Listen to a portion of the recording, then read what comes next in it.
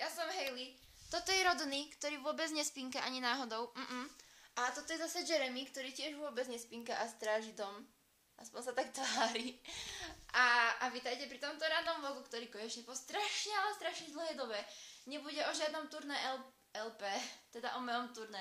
A nebudem hovoriť, v ktorých mestách budem a kedy a čo a ako, ale poviem vám niečo o For Fans a o Vhukone, ktoré sa teraz konali a na ktorých som bola. Takže dnešný random vlog bude len o takých mojich zážitkoch a postrehoch a podobných veciach. Tak sa začnem rovno Vhukonom.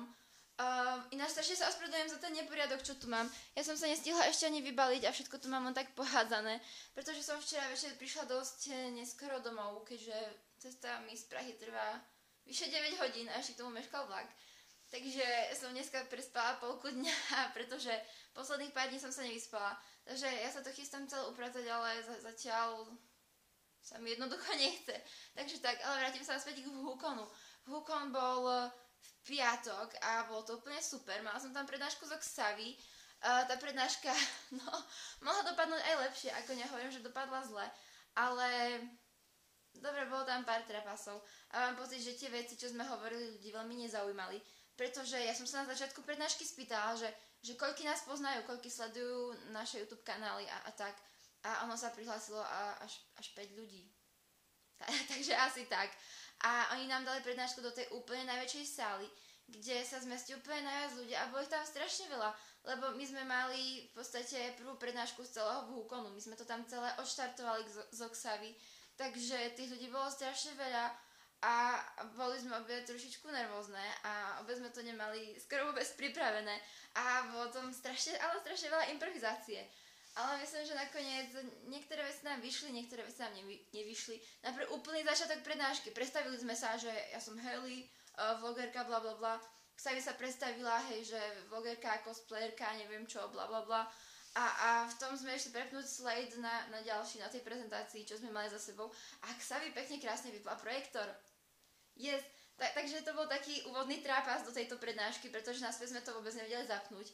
Teda vedeli, ale kým sa to zapne, tak kým to naspäť nabehne celé, tak to trvá asi 5 minút.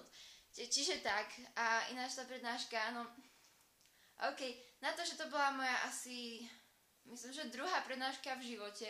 Prvú som mala niekde tuším na Kraftkone, a tam som bola iba na nejakom vedľajšom stage, kde bolo málo ľudí a 90% z tých ľudí ma poznalo. Takže tak, toto bolo úplne niečo iné, pretože tam bolo veľa ľudí a skoro nikto ma nepoznal. Ale myslím si, že sme to zvládli celkom dobre, ako na to, koľko sme improvizovali, tak to bolo fajn. Čo ma potešilo, bolo, že fakt pár ľudí ma poznalo a prišlo za mnou. A ostatní, aj keď ma nepoznali, tak tiež prišli a pokecali, že čo a ako a také veci. Bolo to niečo úplne iné, pretože na For Fans ma poznalo veľa ľudí a každý tam chodil, že autogramy chce a fotenie a také. A na Vhukone to bolo také pokojnejšie, tam som jednoducho stála a kecala som s ľuďmi ako úplne obyčajný vhuvian ako každý iný, nie je žiadna vlogerka, ktorá má 22 či 3 či koľko tisíc odberateľov a jednoducho sa ku mne správa tak úplne ako k normálnemu človeku, čo bolo pre mňa úplne super, pretože ja nie som moc na také veci, že autogramy, fotenie a také. Ako robím to len, aby vám to robilo radosť, ale ja sa cítim pri tom strašne zvláštne, keď odo mňa chcete podpis. A ja si na to ešte stále neviem zvyknúť. Takže taký to bol Vhukon, bol úplne super. Po Vhukone vlastne tú noc z piatka na sobotu som ešte bola v Brne za kamarátmi, kde sme pochodili kompletne celé Brno. No nie kompletne celé, ale proste ja mám pocit, že toho chodenia bolo strašne veľa. A odchádzali sme sa mať o 4:30 ráno. Do 4:30 rána sme proste robili v Brne obhliadku Brna. Takže tak, o 4:30 sme nastúpili na vlak. Teraz sme si pospali tak možno hodinku, možno 2. Pretože o 7:30, o 7:45 alebo tak nejak, sme už boli v Prahe. Takže tú noc som sa veľa nevyspala, ale to nevadí, stalo to za to. Takže potom sme išli rovno na For Fans, kde to bolo úplne mega super, pretože tam bolo toľko ľudí a ja si pamätám z minulého roka, že tie stage a tieto jednotlivé stánky bolo to tak strašne blbo rozmiestnené, že tam bolo na jednom mieste strašne veľa ľudí a nedalo sa tam vôbec prejsť. A keď som chcela prejsť z jedného miesta na druhé miesto, tak mi to trvalo asi 3 hodiny. Proste pár metrov mi trvalo prejsť strašne dlho, pretože tam bolo strašne veľa ľudí a urobila som proste krok a teraz ma zastavili fanúšikovia, že chcú podpis fotku, neviem čo. Urobila som ďalší krok a zase a ja som sa nevedela dostať z jednoho miesta na druhé. Ale tento rok to bolo oveľa lepšie, bolo tam viacej priestoru a cítila som sa tam oveľa tak príjemnejšie a aj ľudia boli úplne perfektní.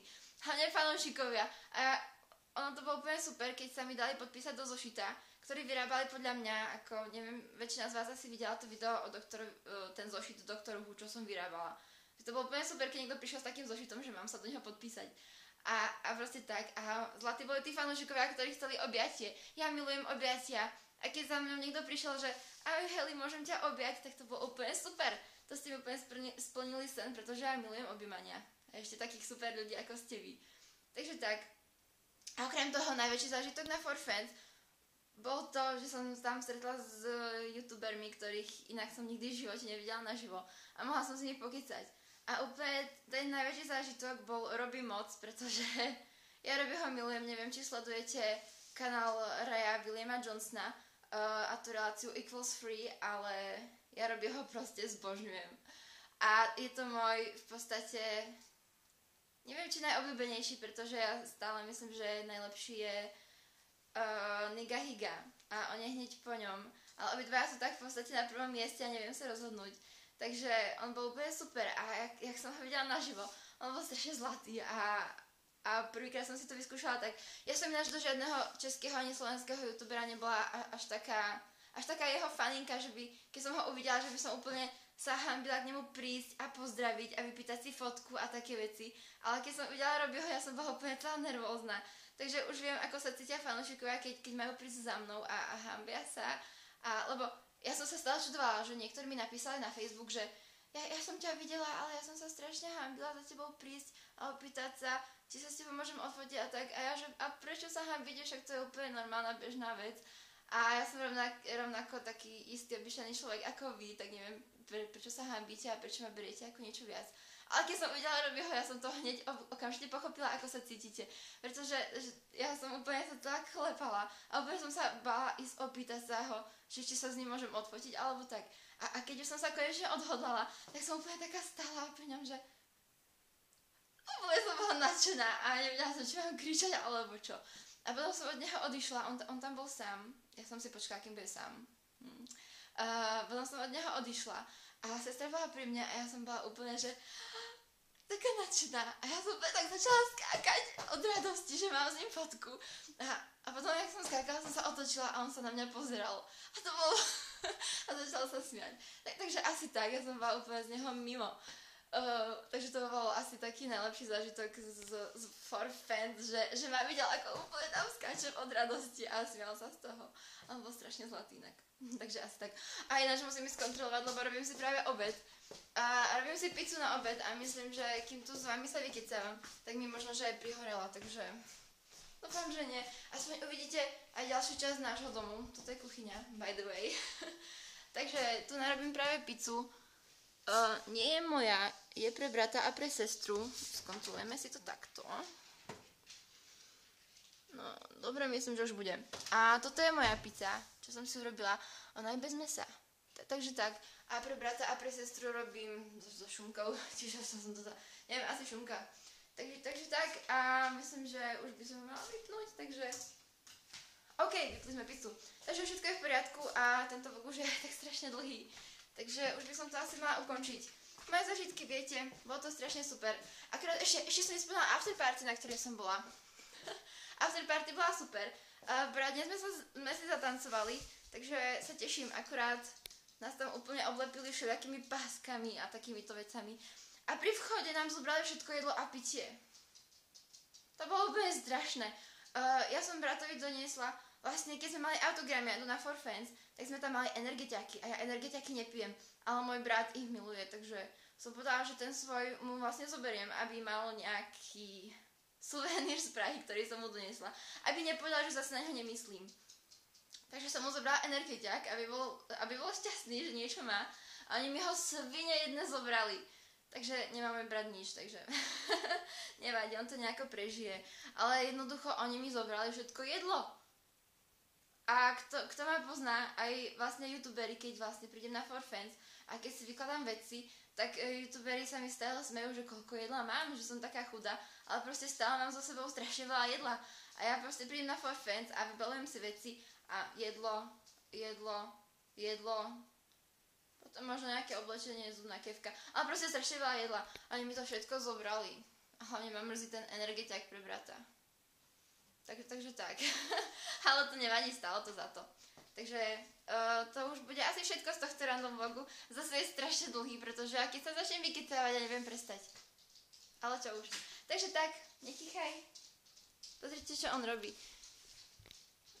A teraz sa tvári, že nič nerobí, ale on stále si zoberie perinu, on si ju tak pohrabká všeliak, tak si ju upraví, aby si tam mohol čo najpohodlnejšie ľahnúť. Potom urobí asi 10 kolečiek na mieste a až potom si ľahne. No, takže jemu, kým sa vlastne uloží, trvá to asi 5 minút, takže tak. Na rozdiel od Jeremka, on proste niekde ide, ľahne si a spí a to je všetko. No a teraz sa tvári, že vôbec ani nechce spať. Áno, ešte urob pár kolečiek, ešte si to pohraba tak. A Jerko ľahne a je šťastný. A je úplne celý šťastný. Áno, si zlatý. Ok, tento to sa ešte stále neuložil. Takže to je jedno. Zase máme strašne mega dlhý random vlog, ale to nevadí. Takže, no pozrite sa, už to skoro bolo. Už sa skoro uložil, neviem, či ho vidíte. Ale ešte stále nič. Takže tak, to je do mňa už fakt všetko, takže dúfam, že sa vám tento random vlog páčil, aj keď bol strašne dlhý a málo kto si ho asi pozrel do konca. Ale to vôbec nevadí. Ja rozprávam teraz hlavne k tým mojim najväčším fanúšikom, ktorí si to pozerajú a ktorých to zaujíma. Takže tak, on sa uložil, sledujte. Aha, aký spokojný je. No konečne, rodný, konečne. Takže takto oni si tu okupujú moju posteľ a ja si potom nemám kde ľahnuť. Super, čo? Ok, fakt. Už fakt končím, sľubujem. Takže majte sa krásne a hádam sa uvidíme v niektorom ďalšom videu. Ďalšie video bude o tom, ako vyrábam, teraz to veľmi nevidno, ale túto sukňu, ktorú som mala na pozvánke na Vúkon. Takže je trošku akože všelijak pokrčená, ale to je jedno. Takže ďalšie video bude o tom, takže sa tešte. Majte sa krásne a ahoj!